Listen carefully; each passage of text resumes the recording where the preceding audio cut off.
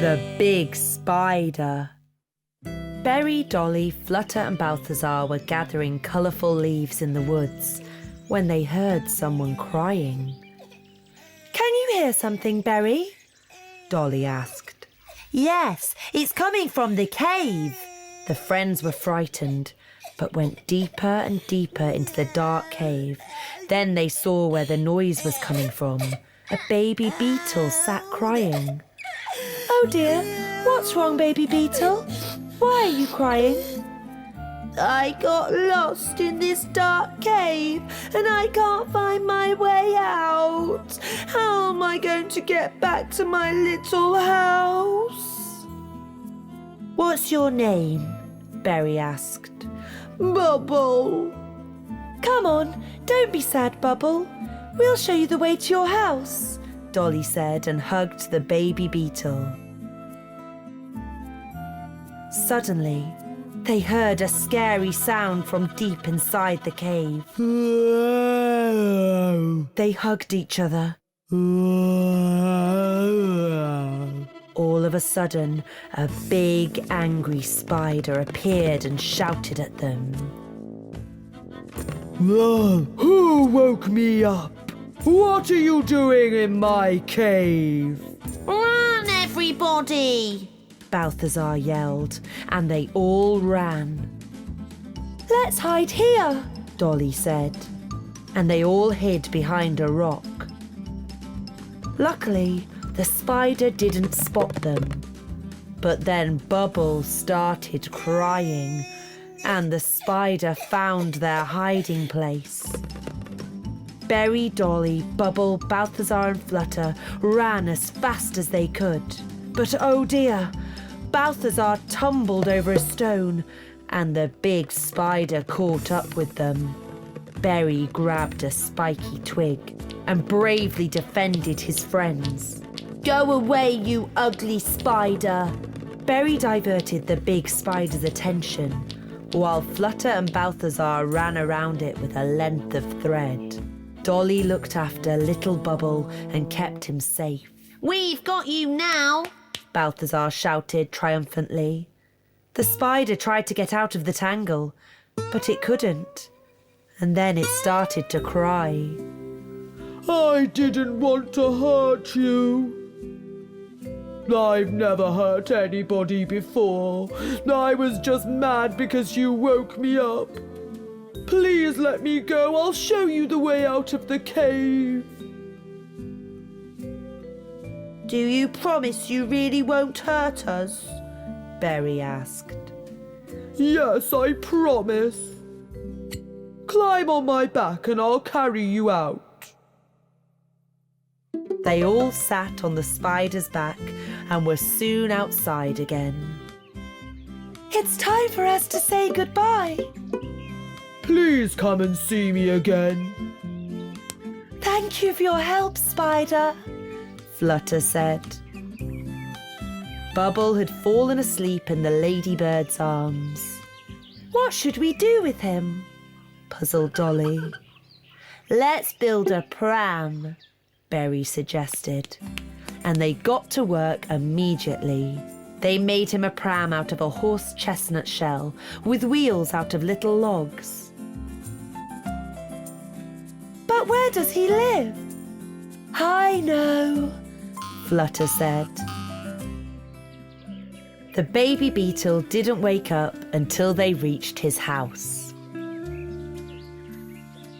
Oh, my little house. Have you brought me home? Thank you so much. Good night, little Bubble. Sleep tight and don't go into that cave all by yourself again because you'll get lost, Berry and Dolly said. Then they gave Bubble a hug. Berry and Dolly say, what will we learn today? Alfonzo's Fiddle. One autumn day, Alfonzo the cricket stood happily playing his fiddle in the mushroom field. The forest friends were all enjoying the lovely music. The little ants were playing football on the hill. But oh dear, The ball bounced away and knocked the fiddle clean out of Alfonzo's hands. Alfonzo shouted in horror. My fiddle! My fiddle's broken! And then he burst into tears. He was sobbing so loudly that everyone came to see what the fuss was all about. Alfonzo pointed angrily at the spotty ball. That ball is to blame, and those naughty ants. Where am I going to get a fiddle from now? He picked his broken fiddle up, went into his house and slammed the door shut behind him. Alfonso, come out. I'm sure we can help you, Berry pleaded. But Alfonso didn't want to see anybody. His friends sat sadly in the mushroom field and didn't know what to do. Then Dolly had an idea. I know. Let's make Alfonso a new fiddle. Yes, let's make a new fiddle. Flutter the butterfly nodded. I know who can help us.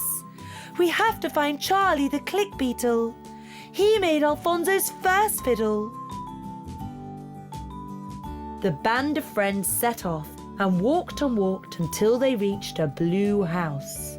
They knocked on the door. A tiny, timid beetle popped his head out. He wore a blue hat and had beautiful dark blue wings. Who are you? He asked.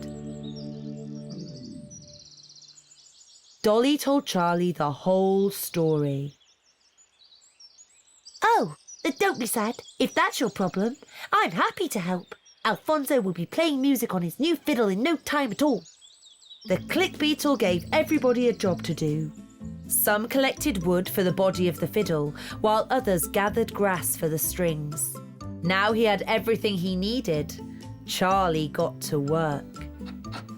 He sawed, sanded, polished and waxed. And then, like a little miracle, the new fiddle was ready. Can I try it? Dolly asked. No, it's Alfonso's instrument, Flutter told her. But I want to have my own musical instrument, Dolly sulked. Me too, the little ants shouted. Quiet, said Charlie. Why don't you all start an orchestra? A great big orchestra. Like a music band? And everybody could have their own instrument? That's a very good idea. The first thing they made was a harp for Dolly. Stanley the stag beetle got a double bass, and Eddie the potato beetle had a cello. Berry made a trumpet out of a lily. Morris the maybug made a horn from a honeysuckle flower. The big spider used horse chestnuts and acorns for drums, whilst Zephyr and Leapy made cymbals out of pebbles. Charlie carved flutes from birch twigs for the ants. Flutter the butterfly got a lute, and Balthazar the bee got a zither. Bubble the baby beetle played a triangle. They all had a quick practice and then headed for Alfonso's house. Alfonso heard the music and looked out of his window to see where it was coming from. He was surprised by what he saw. Please, Alfonso, the little ant began. Don't be mad at us for breaking your fiddle. We'd like you to have this new one as a present. Charlie made it. Alfonso began to play straight away, and the sound of his fiddle filled the forest once more.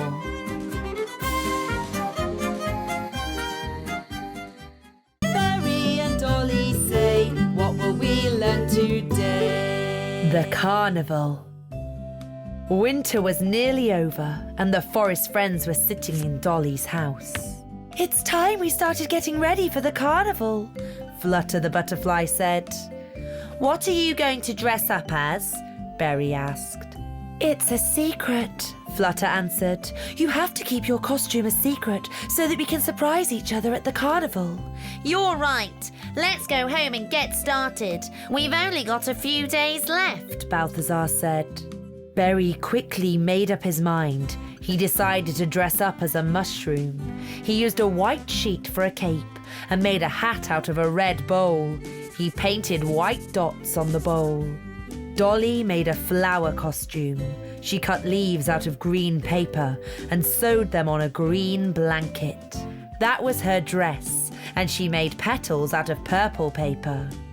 Balthazar the bee and Betty the bumblebee worked together. Balthazar dressed up as a devil and Betty dressed up as an angel.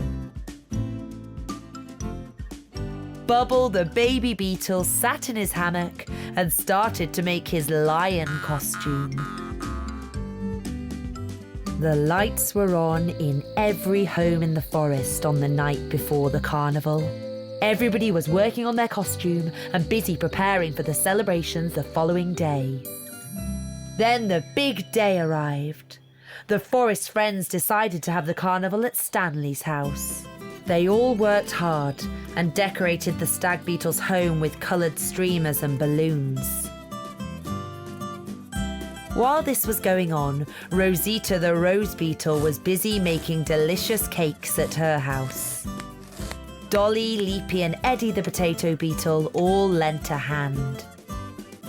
Then the time came for them all to put their costumes on. Stanley dressed up as a dice and waited for his friends. The first to arrive were Berry and Dolly. He was dressed as a mushroom and she was dressed as a flower. Then Balthazar came as a little devil and Betty as an angel, with Flutter in a crab costume. Leapy looked just like a cactus. Bubble was dressed as a lion, Eddie was a chef, and Rosita was a bunch of grapes. Her dress was covered in shiny balloons. The firefly was dressed as a pencil, and the flea was an octopus. Sam came as a soldier, and one of the little ants was dressed up as a pancake. Suddenly, Zephyr the dragonfly burst in crying, "It's gone! My beautiful princess dress has disappeared! I washed it and I hung it out to dry, but the wind blew it away!" Zephyr sobbed, and the others tried to comfort her. "I don't need my soldier hat, I've got a sword," Sam Snail suggested. "No, that's for boys. I had a lovely princess dress, but the wind blew it away." "We'll make you a new costume," Leapy said. "A sun costume." Zephyr liked this idea very much. "This yellow curtain will make a great cape," Dolly shouted. "And these yellow pieces of paper can be the sun's rays," Stanley said, and took some of the streamers down. They cut, glued, sewed and stitched, and the beautiful sun costume was ready in no time. "I can lend you my little lantern. A pencil doesn't really need a lantern," laughed the firefly. "Thank you," Zephyr said. She was so happy she blushed. The forest friends danced and sung all night and agreed Zephyr had the most special costume of all. As what could be more special than a sun that shone at night? Berry and Dolly say, what will we learn today? Sunflowers. Berry and Dolly planted sunflower seeds in the spring and watered the seeds until little shoots soon appeared. The shoots grew into little plants that grew into big plants. Then buds appeared that opened into lovely yellow flowers in the summer. Hooray! The friends cheered when they saw the lovely flowers. Berry noticed that the flowers pointed one way in the morning and another in the afternoon. "Look, Dolly, they're turning their heads." "That's because they always turn to face the sun. That's why they're called sunflowers." When the sun went down, the sunflowers hung their heads and went to sleep. All the forest friends were woken the next morning by shouts of panic. "Oh dear, what's happened? Our lovely sunflowers! Dolly cried. Who could have done such a terrible thing? Berry wept. Someone has chewed through the stems of our sunflowers. Flutter washed their wounds with fresh dew, and Dolly bandaged them all with soft blades of grass.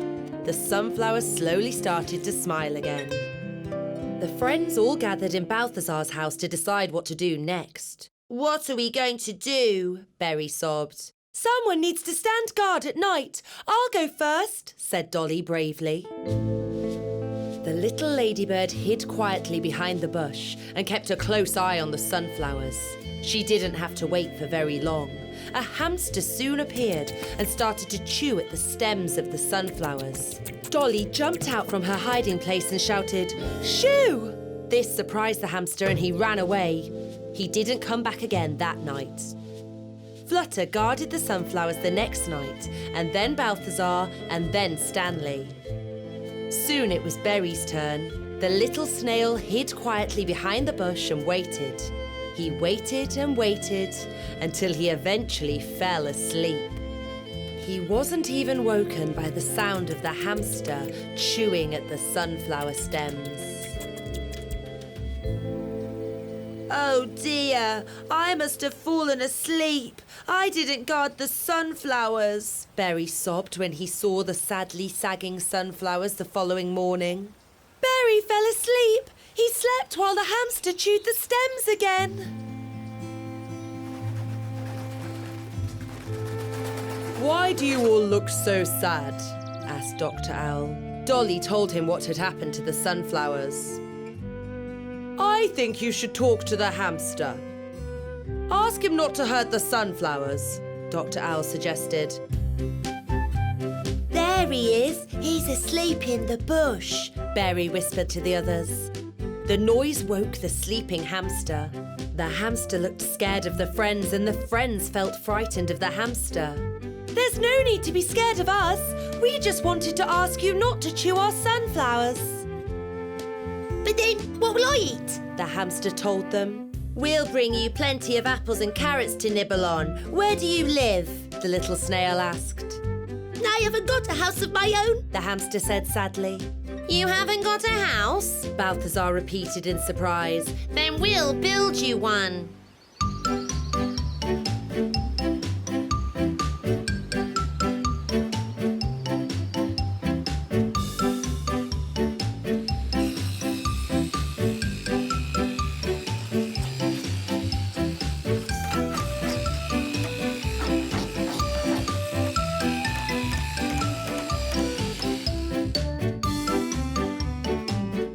Dolly brought apples, Berry brought seeds, Flutter brought raisins, Balthazar brought dandelion leaves and Stanley brought carrots.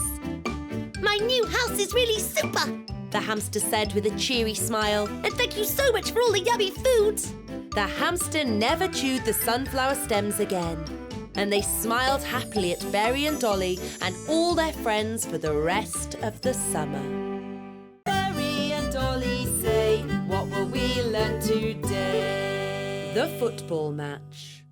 One morning, Stanley was woken by the sound of someone knocking on his door. Stanley, it's me, Frank. The little stag beetle crawled out of his bed and saw Frank the longhorn beetle. Hello there, Frank. It's super to see you, Stanley said, and the old pals hugged.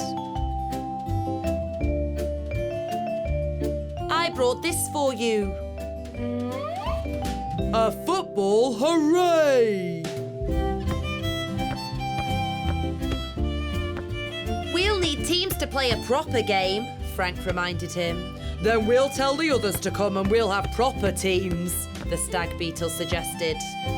The two boys called on all the others to come and play football with them. They visited every house, and by the time they had reached the edge of the forest, they had 2 teams.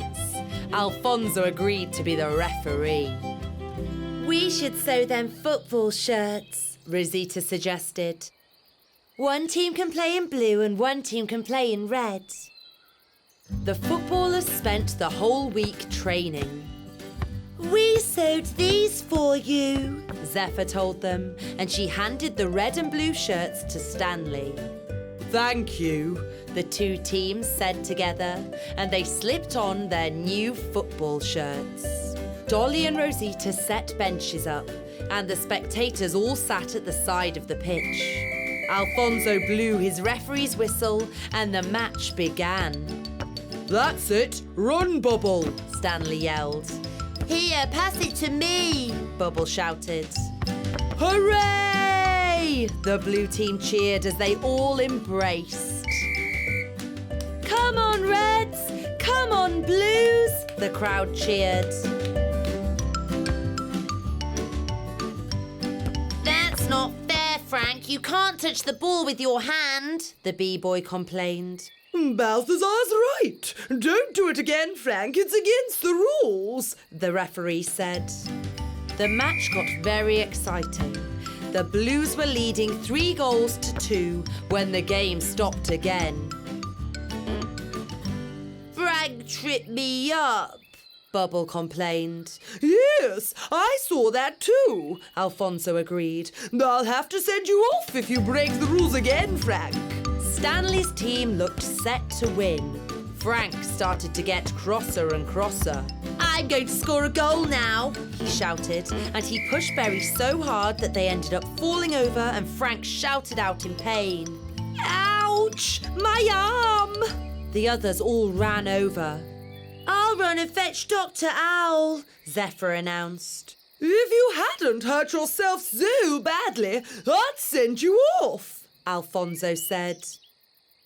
Yes, I know, Frank said sadly, but my hand really hurts. Dr. Owl was soon at the scene. Well, you've broken your arm. I'll have to put it in plaster, and you'll have to keep it on for 4 weeks. You'll need to look after it and no running around. The blue team won the football match. We'll have to wait a while before we can play again, Stanley said, and he patted Frank on the back. Don't be sad, you'll soon be as fit as a fiddle again. I'm sorry that I broke the rules, Frank sniffed. I promised to play fairly when my arm has mended, and we can have another good game of football. I think we should all decorate Frank's plaster cast, Dolly said with a grin. Let's go back to my house for a snack. The big crowd of friends all piled into Dolly's spotty house. They got her crayons out and drew all kinds of funny things on the longhorn beetle's plaster. I'm going to keep it as a souvenir after Dr. Owl takes it off, Frank told them all. Then all the friends sat around the table and ate every last piece of the delicious sponge roll.